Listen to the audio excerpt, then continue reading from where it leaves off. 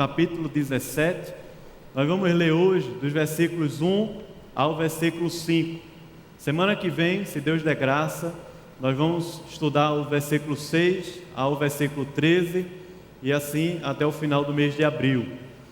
João capítulo 17 é a oração de Deus por nós, a oração do Senhor Jesus pela nossa vida. Diz assim o texto, a palavra do Senhor: Tendo Jesus falado estas coisas, levantou os olhos ao céu e disse. Estas coisas que tem escrito aí no verso 1, tem sido o sermão que ele tem dado, capítulo 14, 13, 14, 15 e 16. Então, tendo Jesus dito essas coisas aos discípulos, levantou os olhos ao céu e disse: Pai, é chegada a hora. Glorifica a teu Filho, para que o Filho te glorifique a ti. Assim como lhe conferiste autoridade sobre toda a carne, a fim de que ele conceda a vida eterna a todos os que lhe deste. E a vida eterna é esta: que te conheçam a ti, o único Deus verdadeiro, e a Jesus Cristo, a quem enviaste. Eu te glorifiquei na terra, consumando a obra que me confiaste para fazer. E agora, glorifica-me, ó Pai, contigo mesmo, com a glória que eu tive junto de ti, antes que houvesse mundo. Amém. Vamos orar. Senhor, nós queremos aqui derramar o coração, te pedir, Pai, misericórdia, graça, teu Espírito e o teu poder, Senhor. Deus, quero me lançar aqui nas tuas mãos, Senhor. Não é por mim, nem por nós, não somos dignos, merecedores, nem suficientes, Pai. Todos nós precisamos mesmo da tua bênção, para olhar a tua palavra, ouvir a tua voz e ter esse encontro maravilhoso com o teu Espírito, quebrantando o nosso coração e nos levando para mais perto do Senhor, Pai. Por isso, nos abençoa aqui essa noite, Deus. Abre os olhos, abre o coração, Pai, para que a gente entenda toda a bendita obra que o Senhor fez por nós, toda essa obra completa, que o Senhor estava lá na cruz dizendo: está consumado, tudo foi feito em Cristo Jesus. Louvado seja o teu nome, Senhor, em nome de Jesus, amém, Senhor, amém. A gente está aqui numa perspectiva de um texto que é uma oração, e é a oração do próprio Deus ao próprio Deus, é a oração do Filho ao Pai, é a oração de Jesus Cristo a Deus, ao seu Pai. E essa perspectiva da oração muitas vezes deixa a gente meio perdido, porque muitas vezes nós entendemos na prática a oração numa perspectiva mais farisaica ou mais repetitiva, enquanto que na verdade a oração é quando nós calamos a alma, calamos o coração, estamos ali entrando na presença do grande Deus que é o Criador de todas as coisas. A oração não é apenas a repetição de algumas palavras bonitas, normalmente começando Senhor Deus e Pai, faz isso, faz aquilo outro, e terminamos com uma oração em nome de Jesus. Se você é evangélico, né? Quando a pessoa não fala, esqueceu.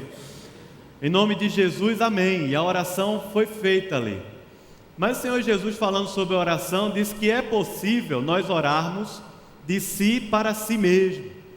É possível nós estarmos pensando que estamos orando, mas na verdade estamos orando de nós para nós mesmos, falando ao vento, uma oração que não passa do teto, porque não estamos ali na presença de Deus. Mas quando a gente olha para João capítulo 17, há um encontro profundo, místico, espiritual. É o próprio Filho, que é o próprio Deus, que é aquele que por causa dele tudo foi criado. É o próprio Filho que estava lá antes da criação do mundo com Deus, que é uma unidade só, o Deus Pai, o Deus Filho e o Deus Espírito Santo. É o próprio Filho de Deus, o Senhor de tudo, de todas as coisas, que para agora o momento, depois do ensino que traz aos discípulos, e entra na presença de Deus para exaltar toda a obra maravilhosa do Senhor pela nossa vida, maravilhosa do Senhor quando Ele criou todas as coisas, quando Ele estabeleceu todas as coisas antes da fundação do mundo.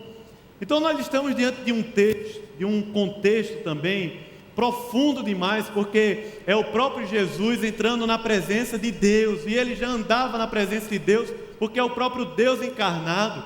Mas a oração é essa ligação do homem, do Senhor Jesus Cristo, como da gente também, com o próprio Deus soberano, todo-poderoso, Senhor do céu, Senhor da terra, que lá no quartinho da gente, aqui quando buscamos ao Senhor, ou seja, lá onde a gente estiver, Ele desce, incline os seus ouvidos, e está ali numa relação conosco, porque o véu foi rasgado, a Bíblia diz, e nós podemos, por causa de Jesus, por causa do sangue do Cordeiro, nós temos livre acesso à presença desse Deus maravilhoso, e esse caminho é o caminho da oração.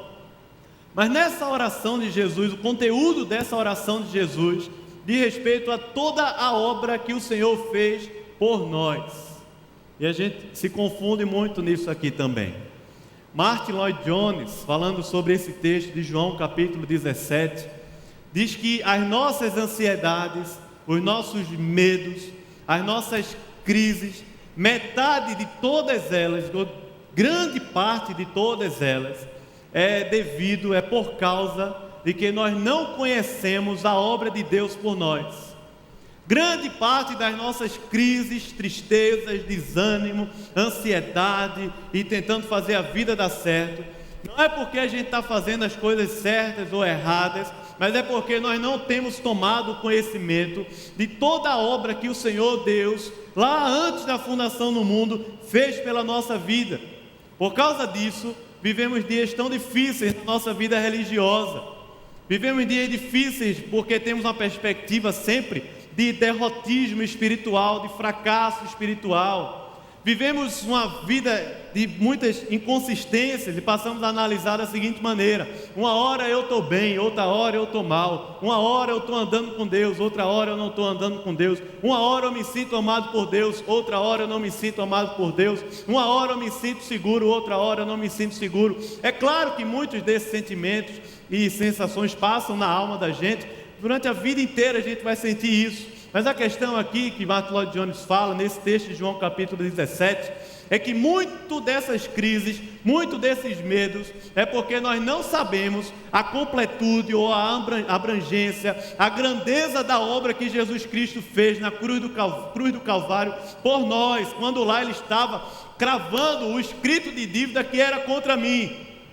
Verdade, eu passo a pensar que o meu caminho com Deus depende do que eu faço, depende do que eu vivo, depende do meu comportamento, depende da quantidade de vezes que eu vou à igreja, depende da programação que eu faço parte da igreja, depende do pequeno grupo que eu faço parte, depende do ministério que eu faço parte, depende do meu pai ou da minha mãe, depende do meu marido ou da minha esposa, e passamos a tentar autenticar a nossa vida espiritual baseado no que os outros fazem por nós, ou baseado no que nós fazemos pelos outros, ou fazemos para Deus, pensando que Deus é essa esfera da igreja.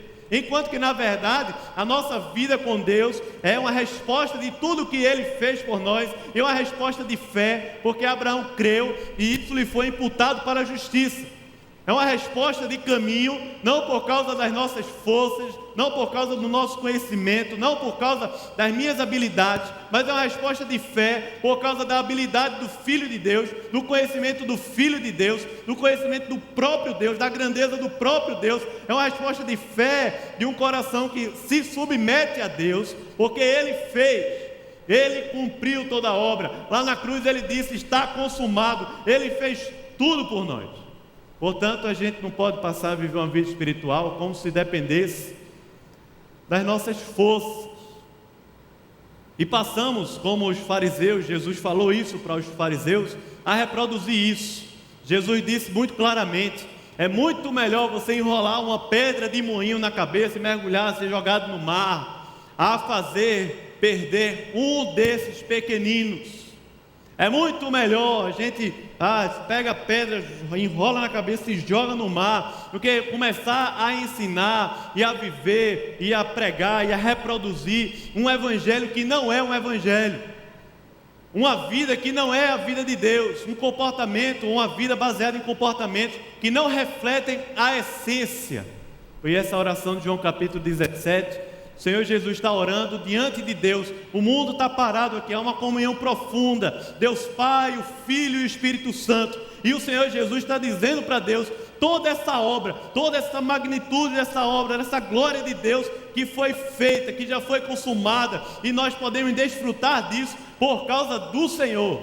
Portanto, a vida espiritual e a vida com Deus, é como Paulo diz, é de glória em glória, e não de fracasso em fracasso, de tristeza em tristeza. Quando passamos por luta e provação, é por causa da graça de Deus que quer nos aperfeiçoar, que quer mostrar para o nosso coração o quanto nós somos fracos, quanto nós precisamos de Deus. Mas a vida com Deus é de glória em glória, porque a obra que Jesus fez não se limita à cruz, não se limita àquele momento da conversão, mas a obra que Jesus fez, ela é eterna. A obra que Jesus fez não se limita àquele dia num encontro, ou num acampamento, ou na igreja, que eu fui à frente e dei uma resposta a Deus, dizendo agora eu quero Jesus.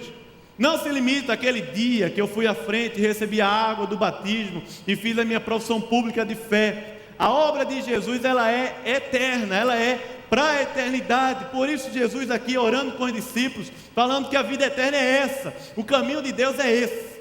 Mas a vida eterna não é a vida depois da morte, preste atenção nisso, em nome de Jesus, porque a vida eterna de Jesus não é a vida depois da morte, mas a vida eterna de Jesus é a vida eterna com Deus, a partir de quando o Senhor Jesus nasce no meu coração, ou seja, a partir de hoje, a partir do tempo que eu conheci o Senhor Jesus, estou vivendo a eternidade de Deus aqui na terra hoje, e não depois que eu morrer, não depois que Ele voltar apenas, mas tendo o privilégio de, pela fé, desfrutar da presença desse Deus que é um Deus glorioso, um Deus poderoso, Deus que é Senhor, que toma o coração da gente, e a gente pode andar com Deus, a gente pode ser tomado pela glória de Deus aqui, como o profeta orou ao Senhor, Abacuque, dizendo, Senhor, que o conhecimento do Senhor se espalhe por toda a terra, como as águas cobrem o mar. É essa a expectativa de alguém que tem conhecido Deus, Deus verdadeiro, mais do que a igreja,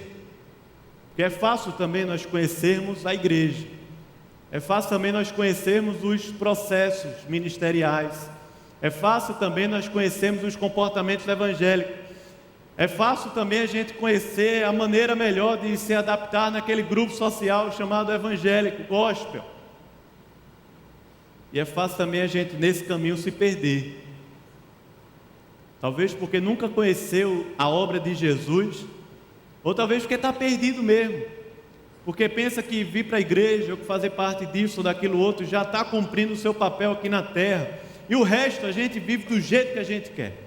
E a vida eterna de Jesus não diz respeito apenas ao dia que eu venho à igreja, não diz respeito apenas ao dia que eu vou ao pequeno grupo. A vida eterna de Jesus diz respeito a todos os dias da nossa vida, todos os ambientes, todas as esferas, todas as escolhas. Diz respeito ao meu namoro, diz respeito ao meu trabalho, diz respeito ao meu casamento, diz respeito à criação dos meus filhos, ao meu emprego, diz respeito a tudo, porque isso faz parte também da obra que Jesus fez por nós. Então, quando nós olhamos aqui João capítulo 17, essa imensa glória de Deus está sendo revelada no seu Filho Jesus, o Senhor que é a imagem do Deus vivo, o Senhor Jesus que é o próprio Deus, se esvaziou, encarnou e está cumprindo a obra que foi determinada para Ele, o Senhor Jesus que é cheio de graça, cheio de ternura, também com a sua pregação do Evangelho do Reino que nos chama a nos negar e a seguir, não por causa de um peso apenas, não por causa de uma obrigação, mas porque esse chamado, quando ecoa no nosso ouvido, entra na alma e nós não resistimos, porque aqui estamos falando de um Jesus que que é o pastor, que é o nosso pastor, que chama e as ovelhas obedecem à voz. É impossível resistir à voz desse Jesus, porque Jesus é glorioso. Um dia ele chegou na minha vida, um dia ele chegou na sua vida. Eu me lembro ainda como aconteceu comigo. Não tinha como eu ficar parado naquela cadeira. O Senhor tomou meu coração, o Senhor quebrantou meu coração, o Senhor cheio de graça, cheio de ternura, revelando aos meus olhos de um pecador miserável que eu sou ainda, e numa vida troncha que eu levava, revelando para mim: eu amo você, ainda que seu pai tenha lhe rejeitado, ainda que alguém fez alguma coisa contra você, ainda que abusos você recebeu na sua vida, eu amo você, eu tenho interesse em você. Essa é a obra de Jesus por nós, gritando a plenos pulmões, lá do céu, quando ele brada do céu, olhando para mim, dizendo: é o meu filho, eu tenho prazer em ti, é o meu filho amado, eu fui na cruz para você ser o meu filho amado, eu amo você. Essa é a obra de Jesus. Nós estamos falando aqui de um cara que está ensinando uma nova religião, um cara chato, um cara talvez também bonzinho demais, com aquela cara meio de paspalhão, como muitas vezes desenham nos livros ou nos filmes. Um cara que está ali pedindo: por favor, venha para mim, por favor, se você vier eu vou fazer isso, vou fazer aquilo outro, por favor, creia em mim. Na verdade, a obra de Jesus me leva a crer, me leva a confiar, me leva a entregar, não por causa do que Ele vai me dar, consequentemente a isso, mas por causa do que Ele fez por mim, que atrai o meu coração por completo. Por isso que é fácil também, talvez esteja aqui pessoas sendo atraídas à igreja, faz parte da igreja, anos e anos faz parte da igreja, mas deixa eu perguntar a você: tem sido atraído à igreja, mas não tem sido atraído ao Senhor Jesus? Nunca foi atraído por essa voz sublime, doce, falando aos seus ouvidos: é meu filho, eu amo, eu quero andar com você, eu fiz a obra completa por você. Não depende do que você faça, não depende do seu comportamento, depende do que eu fiz por você, porque o que autentica isso é o sangue derramado na cruz, é a ressurreição do Senhor. Ele habita em meu coração. É esse Jesus que a gente está falando. Eu tenho um primo que pintou um quadro de Jesus. Primo muito doido, esse meu primo, muito doido. Ele usa droga, vive esse mundo artístico, perambulando como peregrino pelas praias de Pernambuco. E ele se aventurou, não conhece o Senhor, pintar um quadro de Jesus por anos. Na casa da minha avó eu vi esse quadro por anos, mas um dia eu atentei para ele. Aquele Jesus parecia mais um Bob Marley do que Jesus. Era alguém com a roupa, aquela roupa que faz azul, né, com aquela túnica, mas a feição não era de Jesus, o olhar não era de Jesus, a doçura não era de Jesus. Havia naquela imagem desenhada amargura, ódio, rancor, porque não conhecia a ternura desse Filho de Deus que estava lá na presença do Pai orando por nós. Projeta uma imagem de Jesus, ou seja, Jesus é isso. Jesus é alguém que estava sempre aqui, está sempre ao meu lado. Jesus é aquilo outro. Jesus é um cara irado. Jesus é um cara que vai me castigar no final das contas. Ou Jesus também é um cara bonzinho demais, que eu posso viver a vida do jeito que eu quero, da forma que eu quero. Deixa eu falar para você: nenhuma das duas coisas revelam o Senhor Jesus. Nem esse tipo de legalismo que me passa a andar com Deus porque eu tenho medo do inferno, nem também essa libertinagem que não é evidência do Evangelho, mas é evidência de alguém que não conhece a graça e o amor de Deus. Porque à medida que conhecemos esse amor, somos tomados à morte, vamos morrer com o Senhor, para que o Senhor viva em nosso coração. Nem o legalismo, nem a libertinagem representam o Evangelho de Jesus, a obra desse doce Senhor, que é a imagem do Deus vivo que habitou entre nós, que está aqui orando por mim e por você. Isso é o que toma o coração, isso é o que enche o coração, é o Evangelho de Jesus, é essa glória, que a própria glória de Deus, que está sendo manifestada no seu Filho. Veja como ele começa essa oração. Nós lemos aqui, João capítulo 17, ele diz: Pai, é chegada a hora, glorifica teu Filho, para que o Filho te glorifique a ti. Glorifica o teu Filho. Veja que o próprio Filho de Deus, o próprio Senhor ali orando, dizendo: Senhor, É essa glória do Senhor, é a glória da vida eterna em Cristo Jesus. É essa glória de Deus que está se manifestando em Cristo Jesus. Interessante porque a perspectiva da glória hoje, uma perspectiva muito mundanizada, muito perdida. Agora no dia 8 de março, é o Dia Internacional da Mulher, e aí estava nos outdoor de Recife, mulheres de sucesso, você viu isso? Mulheres de sucesso, aí tem as imagens, né, as fotos.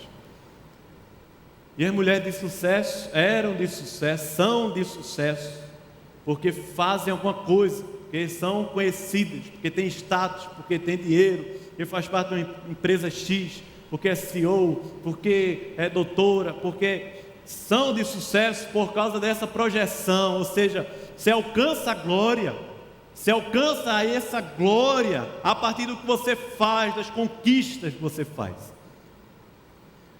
Um carro de sucesso, aquele que tem mais conforto, tem mais visibilidade. Eu lido todas as semanas com alunos na escola, dou aula de sociologia. Veja a pressão.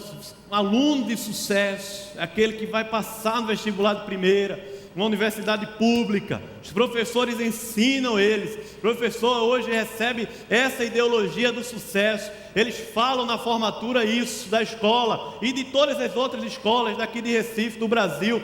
Para ter sucesso na vida, você pode ter sucesso, você pode ter glória, e essa glória significa o nome lá no outdoor, ou o nome lá no banner, dizendo você, em detrimento de todos os outros, foi o cara que alcançou a glória, porque passou em medicina, passou nisso, naquilo outro.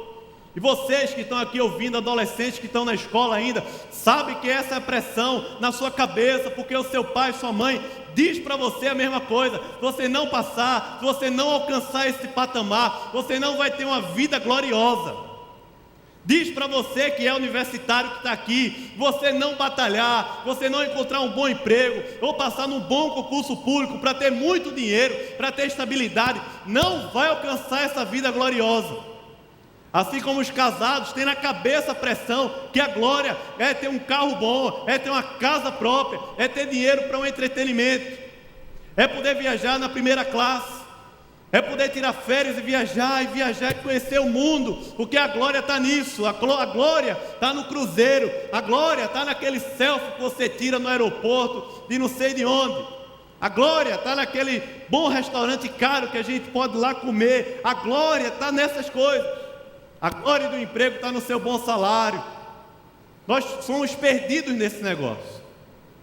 Torcemos, implantamos ou ensinamos para as pessoas que para ser gloriosas, para alcançarem esse sucesso na vida, sendo elas cristãs, pessoas que estão na igreja, religiosamente na igreja, desde pequeno aprendendo a palavra de Deus, mas não entra no coração o que o Senhor Jesus está falando aqui a respeito da glória de Deus.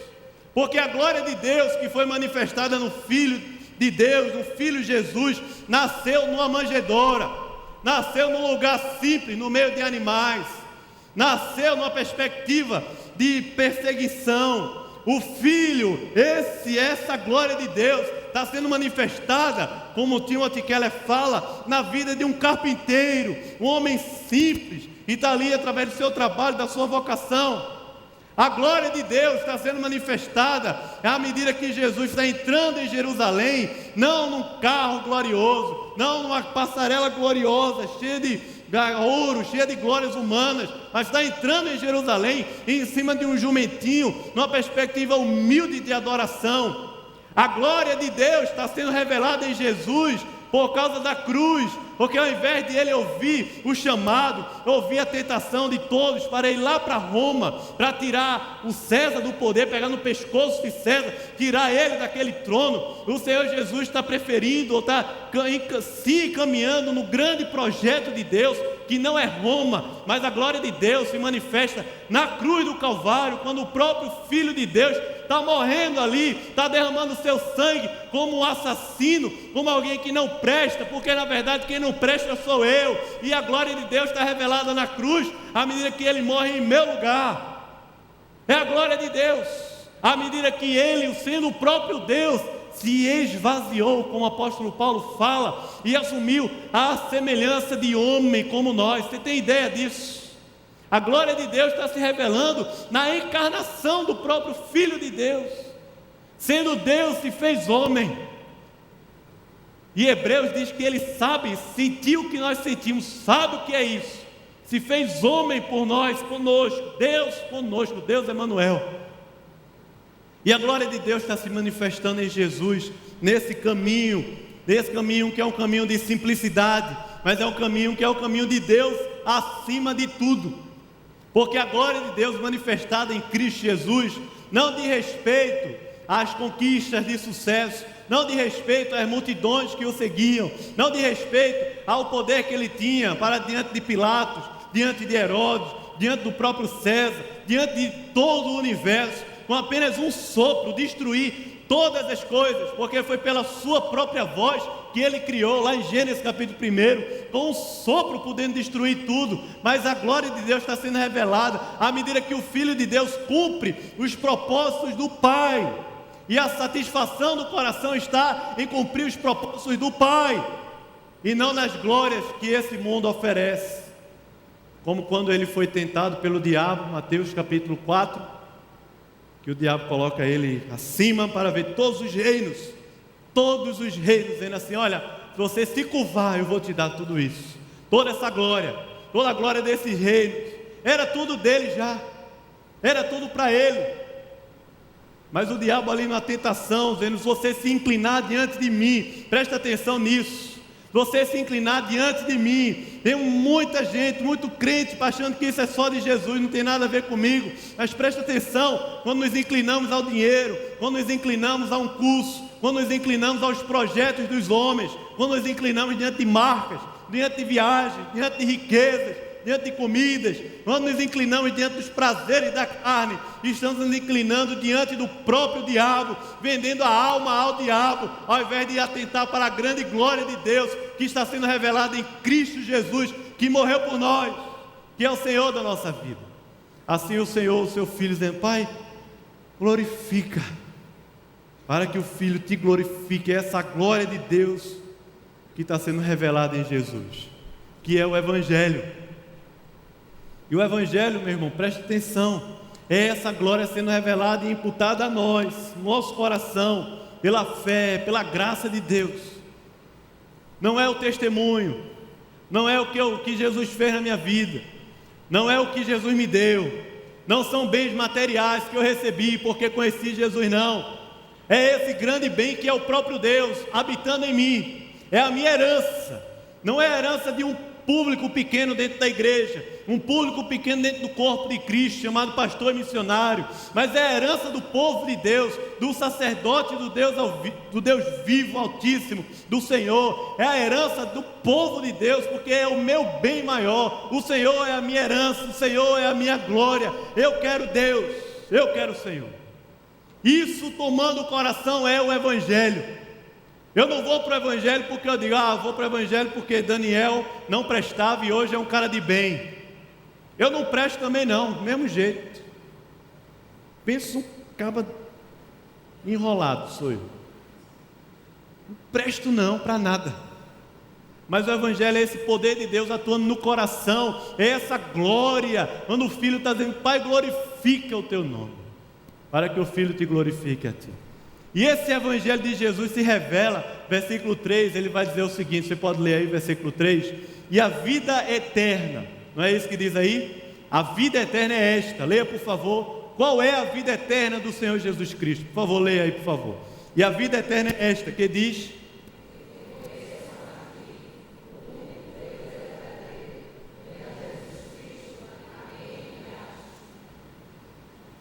glória a Deus. O Pai conferindo autoridade ao Filho, o Pai conferindo todo o poder, toda a autoridade ao Filho, para conceder essa vida eterna. E a vida eterna é conhecer a Deus, conhecer Jesus Cristo, conhecer a obra do Senhor, conhecer a palavra do Senhor. Essa é a vida eterna. A perspectiva da vida eterna é a perspectiva do reino. Estão me ouvindo? Alô? é a perspectiva do reino. Perspectiva da vida eterna é a própria vida no reino. É o novo nascimento que começa uma jornada, mas não é a vida após a morte, é uma jornada. Ontem eu estava vendo um documentário de montanhista no canal lá da TV, da GVT. E aí o cara estava subindo uma montanha, ele ia passar 10 dias subindo uma montanha em Mendoza, na Argentina. 10 dias. Eu tenho um sonho no coração de um dia poder subir uma montanha, nem que seja aquela aqui de Jaboatão. Eu nem lembrei o nome agora. Como é o nome daquela lá? Monte dos Guararapes. Nem que seja o Monte dos Guararapes. É um sonho, vamos subir uma montanha. O cara passar 10 dias subindo uma montanha, muito gelo, muitos obstáculos. Ele vai passar ali por momentos no caminho de sepulturas foram feitas, pessoas que morreram nessa jornada. Mas uma frase que ele disse foi interessante. Ele falou que o que é mais profundo, o que é mais sensacional, não é a chegada, mas é a jornada. O que é mais sensacional no caminho dessa montanha, não é quando a gente chega lá em cima, após os 10 dias de peregrinação, mas é essa jornada que a gente está trilhando diariamente. E é interessante porque o passo de alguém que está subindo a montanha é devagar. Eu quero subir a montanha assim, devagar, na paciência. Eu fiquei pensando, rapaz, no primeiro dia eu já ia ter morrido, porque eu sou um cara muito ansioso. Eu ia querer dar o melhor que eu tenho naquele único dia, e nos outros 9 eu não ia ter mais nada para dar. É uma jornada, ele fala, é a jornada que define, é a jornada que é sensacional. E a vida eterna não é chegar lá na montanha apenas, mas a vida eterna é essa jornada, é a jornada da vida. É impressionante como nós perdemos o foco de Deus na jornada, por causa de um trabalho, por causa de dinheiro. Jovens começam a namorar e perdem o foco de Deus, assumem compromisso no acampamento, assumem compromisso de discipulado, assumem compromisso de andar com o Senhor, começam a namorar e esquece tudo. O que é isso? O que é isso? Adultos que por causa da quantidade de trabalho, de viagem, perdem o foco. O Deus passa a ser qualquer outra coisa e não o Senhor, porque no meio da jornada nos perdemos de que a nossa vida é eterna, ou seja, a jornada da vida aqui é para viver a eternidade de Deus, a presença de Deus em tudo. Não é para deixar de fazer isso ou aquilo no sentido das coisas da terra, do que Deus tem para nós. Não é para deixar de trabalhar, não é para deixar de se relacionar, mas é tudo isso fazendo parte da eternidade de Deus, porque à medida que eu me relaciono, à medida que eu trabalho, à medida que eu exerço o dom no ministério da igreja, à medida que eu me envolvo com a terra, eu estou conhecendo Deus. Deus está se revelando para mim na jornada. E não é naquele pico da glória, quando as coisas estão bem, mas é justamente naqueles momentos de depressão, quando as coisas estão mais difíceis. Ali é que Deus se revela também para a gente, muitas vezes de maneira mais profunda. Deus se revelando ao meu coração. A vida eterna é essa. Você está aí no deserto, mas é para eu provar o seu coração, para você conhecer que eu sou o Deus verdadeiro, o único Deus. É para humilhar o seu coração, para saber que não depende de você, não é na sua força, mas é na força do Deus glorioso. É a vida eterna de Jesus. Conhecer a Deus é abrir a palavra e dizer: Deus, eu quero ouvir a tua voz, eu quero conhecer a Deus, o Senhor. É ter a perspectiva, a expectativa no coração. Eu quero Deus. Não é querer a igreja, nem a programação, não é querer o dinheiro, o sucesso, a glória. O que Deus mandar para mim eu quero, o que for de Deus eu quero, mas eu quero o bem maior que eu tenho, porque o bem maior que eu tenho na minha vida, no meu coração, é Jesus, é o Evangelho, é o próprio Deus. A vida eterna é essa.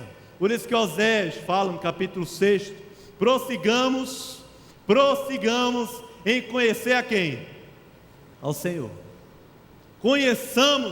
Prossigamos em conhecer ao Senhor. Eu quero conhecer a Deus. Você quer conhecer Deus, meu irmão? No meu casamento eu quero ver Deus. No meu ministério eu quero ver Deus. Eu não estou aqui para construir um ministério de sucesso. Eu não estou na programação do Ministério X para fazer o ministério bombar. Eu quero nesse processo, nessa jornada, ser tomado por Deus, conhecer Deus, ser tomado pela vida eterna de Deus, conhecer Jesus, a glória do Deus, a glória do próprio Deus encarnada, viva, porque Ele ressuscitou. Conhecer Jesus, ser tomado no coração, e não apenas numa perspectiva de lembrança do passado. É interessante que pessoas que começaram a jornada cristã bem, 20 anos depois, elas não sabem nem como é o nome do pastor mais da igreja. Às vezes ela diz, era uma bênção. Já ouvi pessoas dizendo, fazendo referência ao pastor Eligécio Martins, que é um servo de Deus, já idoso. É uma bênção, porque ela está se referindo ao momento que ela andava com Deus há 20 anos, há 30 anos, mas não sabe o que Deus está fazendo hoje, não sabe o que Deus está movendo hoje, não tem a perspectiva de Deus atual, tem a perspectiva do Jornal Nacional atual, do Twitter atual que chega lá, tem a perspectiva do que está acontecendo na vida dos outros atual, porque você passa o Facebook, está vendo o Instagram, está vendo o que está rolando na vida, na terra das pessoas. Eu estou vendo tudo atual, mas eu não tenho a perspectiva do que Deus está fazendo atualmente na minha vida, do que Deus quer fazer atualmente. E a Bíblia diz que essa obra, essa eternidade de Deus se renova em mim, à medida que eu vivo essa vida de Deus. A Bíblia diz, Romanos capítulo 6, verso 4, que isso se configura na minha vida em uma novidade de vida. Novidade de vida, é direto, é atual, é o que Deus está fazendo hoje, não é o que Deus fez há 10 anos, não é o que Deus fez o ano passado, não é o que Deus fez na semana passada, mas é o que Deus quer fazer hoje. É a vida eterna, é conhecer Jesus. E não passar a semana alodoidado, fazendo tudo e trabalhando, vivendo, acordando, comendo e vivendo a vida sem a perspectiva de Deus, mas ser tomado por Deus. Está estudando para o vestibular, mas Deus vai se revelar para você. Está estudando para o concurso, mas é para conhecer Deus. Está trabalhando, mas é por causa de Deus. É a voz de Deus. Está ouvindo o jornal, mas tem que ouvir o jornal dos céus. É a Bíblia, é a palavra de Deus falando para você, eu amo você. Os planos e os caminhos de Deus para mim são muito maiores. É por isso que o meu coração é tão ansioso, porque eu escuto o jornal, a política e a economia, está uma miséria. Eu abro lá as coisas na internet e, rapaz, esse negócio está uma miséria também. Eu quero que uma coisa aconteça na igreja, a coisa não acontece. Eu quero que uma coisa aconteça lá em casa, não acontece. Eu quero que uma coisa aconteça no meu trabalho, não acontece. Eu estou querendo que coisas aconteçam, mas eu preciso querer Deus, a vida eterna de Jesus, porque a ansiedade se dá nisso. Eu não sei, parece que eu esqueço, parece que os meus olhos são cegados naquele momento. Eu não consigo mais enxergar toda a obra que Jesus fez para que eu andasse em novidade de vida hoje, amanhã, depois de amanhã, andando a eternidade de Deus, a jornada com Deus. Essa oração, Jesus está falando isso. A vida eterna não é a vida depois da morte, é hoje. É a medida da revelação de Jesus na sua palavra para mim hoje, nas situações que eu vivo hoje, no contexto que eu vivo hoje. É a palavra de Deus e o Espírito de Deus tomando o meu coração na pressão que eu vivo hoje. É a vida eterna de Jesus. Não é porque há 15 anos eu me converti, acabou lá, e depois quando eu morrer vai recomeçar. É hoje, é hoje. Eu preciso de Deus hoje. Assim o Senhor Jesus está falando para a gente, porque tudo isso, toda essa vida eterna, de respeito a um fruto dessa obra que o Senhor Jesus consumou por nós. Veja o versículo 4, ele vai dizer o seguinte: eu te glorifiquei na terra. De que maneira o Filho glorificou Deus na terra? Não foi fazendo o seu próprio caminho, não foi se curvando diante do diabo, não foi vivendo um caminho de felicidade e glória humana. Eu te glorifiquei na terra, não foi tentando agradar as pessoas, não foi tentando atrair as multidões, agradando a gregos e troianos, não foi buscando autoafirmação nos homens. O Senhor Jesus está falando o seguinte: eu te glorifiquei na terra fazendo uma coisa só, consumando, concluindo toda a obra que me conferiste para fazer, consumando, completando de maneira perfeita, toda a obra que o Senhor me chamou ou me conferiu para fazer. Essa palavra no grego, consumando, é a palavra chamada teleios. É a mesma palavra que Paulo usa no Evangelho, na sua teologia a respeito de Jesus, da obra de Jesus, para falar sobre, que é traduzida para nós como perfeitos. É a mesma palavra que Hebreus e João, nas cartas lá de 1 João, usa para falar de aperfeiçoamento dos santos, do povo de Deus nessa jornada. Que Jesus está falando aí, consumando, teleios, é essa obra completa, perfeita, que Jesus fez por nós, mas ela aponta para uma vida de maturidade, uma vida que é um caminho. Ele consumou a obra por nós, Ele fez toda a obra por nós, é pela graça, não é o comportamento, não é pela lei, não é nessa perspectiva do que eu faço aqui na terra, mas Ele fez, não para eu viver de qualquer jeito, Ele fez para essa obra consumada completamente por Jesus, perfeita, tomar o meu coração e eu poder andar com Deus, eu ter a liberdade do Espírito de andar com Deus, e Senhor, o Senhor me libertou para eu te amar mais, para eu te conhecer mais, para eu andar com o Senhor, me submeter ao Senhor, conhecer os teus planos, teus caminhos que são muito maiores, muito mais perfeitos do que qualquer caminho e obra que papai e mamãe, que qualquer outra pessoa, o grupo social projetou para mim. É a obra que o Senhor Jesus, Deus eterno, Deus Emanuel, antes da fundação do mundo, consumou lá, e diz: você foi chamado, o seu nome está escrito no livro da vida. Eu fiz a obra completa e perfeita, para a gente andar em novidade de vida, para a gente viver um caminho de perfeição e maturidade, de aperfeiçoamento, por causa de Deus e não de mim. Então o Senhor Jesus está dizendo para nós: irmão, filho, eu consumei, eu fiz, eu completei. Quando na cruz ele diz está consumado, ali há outra palavra no grego, mas a raiz é a mesma. A raiz é a mesma, dizendo assim: o propósito de Deus foi finalizado aqui, está consumado. É João que descreve isso, no capítulo 19, versículo 28 ou 30. Está consumado. É o próprio João dizendo, descrevendo a cruz do Senhor, quando o Senhor Jesus está dizendo lá: Pai, toda a obra foi completa, todo o propósito do Senhor foi completo. É a mesma raiz, mas foi completo para quê?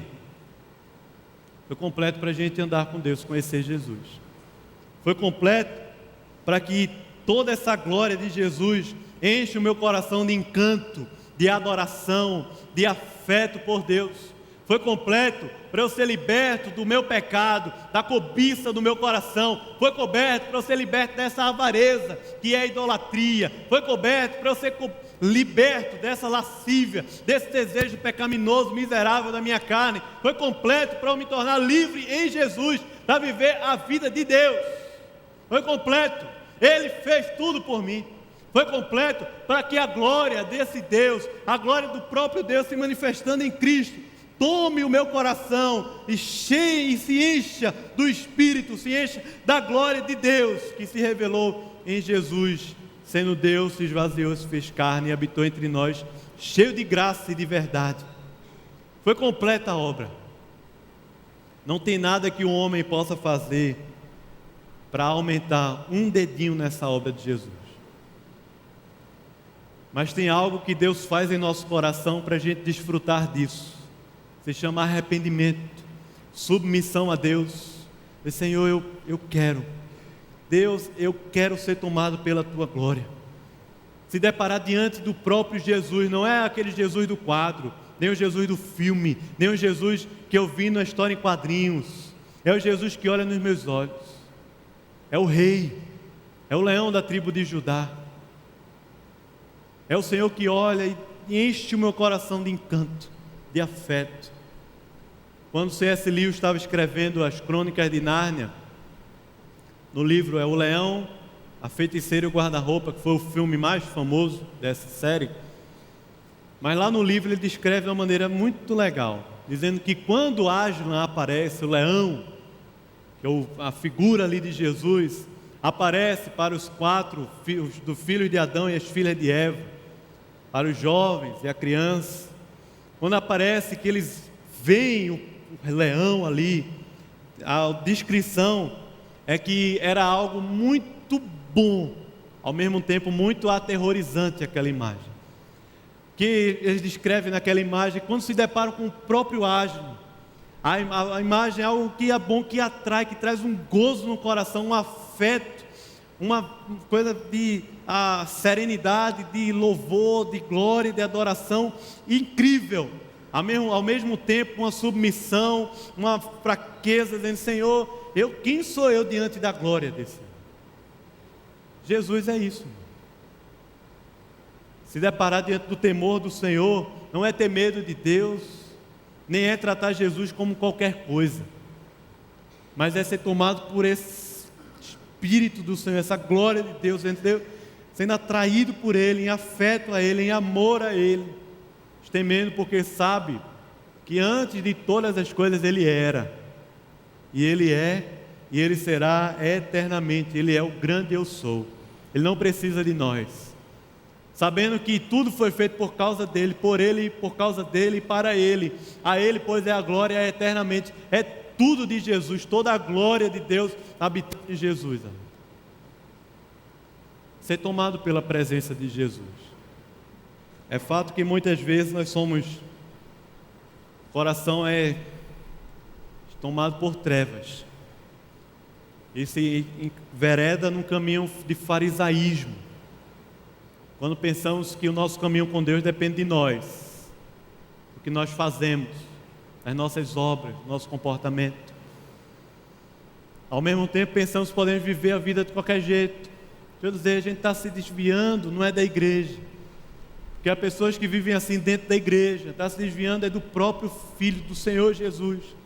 Essas ansiedades é porque eu não conheço, eu esqueci a minha identidade, eu esqueci quem eu sou, eu esqueci a obra de Jesus. Eu estou perdido dentro da igreja, mas estou perdido porque eu não compreendo, não entendo mais essa obra bendita no coração que Jesus fez, a vida eterna, a glória de Deus.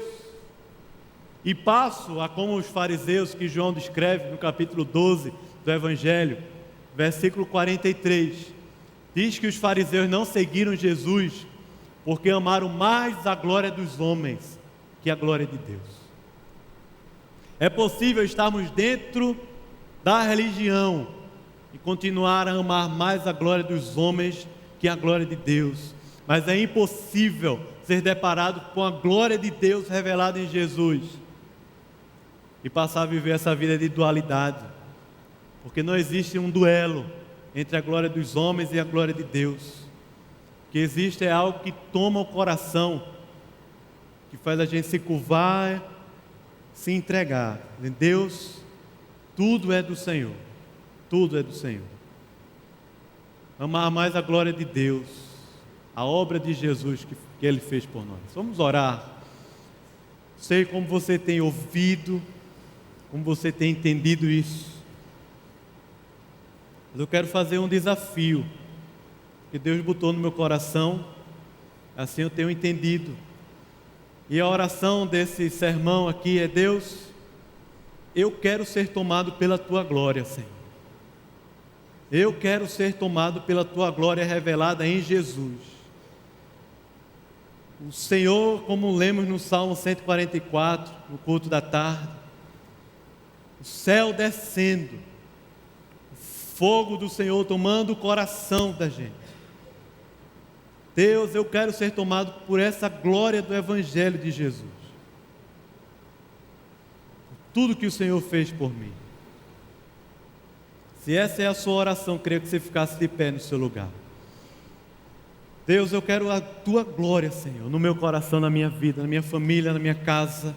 Todos os dias eu quero a glória do Senhor, da obra que o Senhor fez por mim. Queria que você ficasse de pé.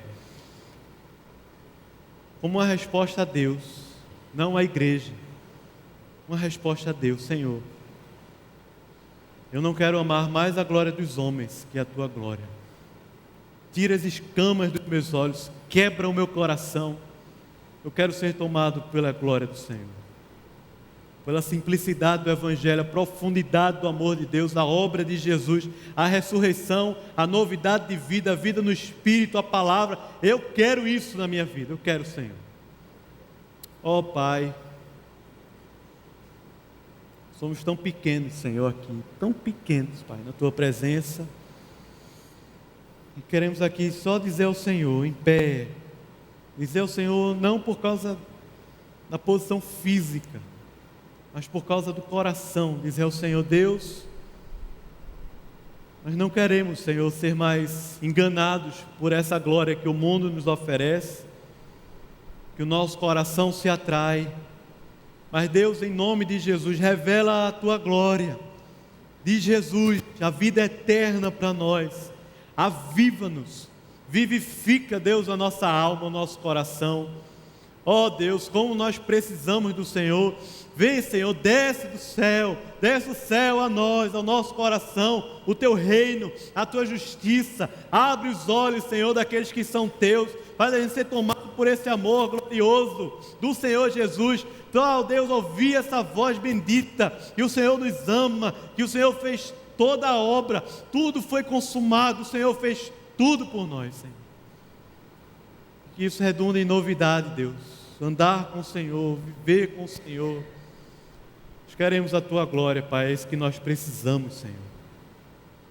Não é a glória das riquezas, das roupas, do carro, do dinheiro, da fama, das vitórias, do sucesso. Nós precisamos é da glória do Senhor, do afeto do Senhor, tomando o coração, nos leva a esse caminho de oração, de busca e conhecimento do Senhor. Não por nós, não temos força, não sabemos. Sabemos que o Senhor é Jesus, o Senhor é o caminho, e a gente quer se lançar em Teus braços, dizer que nós Te amamos, nós Te queremos, Senhor. Nós precisamos de Ti, Pai, em nome de Jesus. Amém. Deus abençoe.